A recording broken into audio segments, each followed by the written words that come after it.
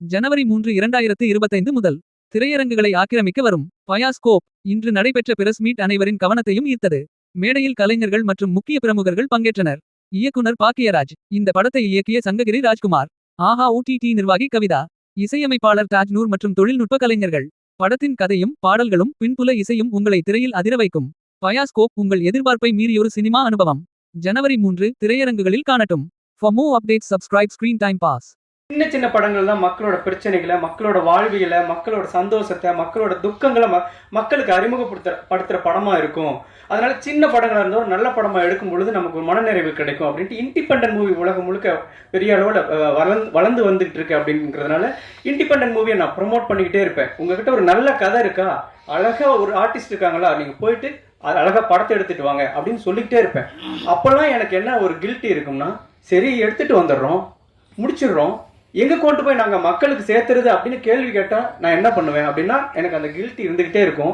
இன்னைக்கு நான் கம்பீரமாக சொல்லுவேன், நல்ல படம் எடுத்துகிட்டு வாங்க, ப்ரொடியூசர் பசார் இருக்காங்க, ஆகா ஃபைன் இருக்குது, உங்களை காப்பாற்றுவாங்க, என்னை எப்படி காப்பாற்றினாங்களோ அதே மாதிரி உங்களையும் காப்பாற்றுவாங்க அப்படிங்கிற நம்பிக்கையோட நான் அந்த கில்ட்டினஸ் இல்லாமல் நான் அவங்களுக்கு நான் உத்தரவாதம் கொடுக்குறேன்.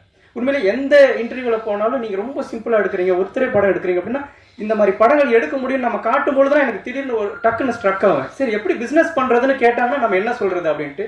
உண்மையிலேயே பயாஸ்கோப்புங்கிற ஒரு படம் உருவாகி அதை ஒரு நிறுவனம் பார்த்து நாம என்ன நினச்சிட்டு இருப்போம், ஓ இவங்களுக்கு பிடிக்குமா பிடிக்காதா, இவங்க வாங்குவாங்களா வாங்க மாட்டாங்களா, இப்படி நினச்சிக்கிட்டு இருக்கிற ஒரு இயக்குனருக்கு ஒரு தயாரிப்பாளர் என்ன பண்ண, படம் வந்துச்சுங்க வாங்கிட்டாங்க அப்படின்னு சொன்னால் ஓகே நமக்கு காசு வருதுன்னு ஒரு தயாரிப்பாளருக்கு ஒரு சந்தோஷம் இருக்கும். ஒரு இயக்குனராக ஒரு வாசலில் நின்றுட்டு இருக்கோம்.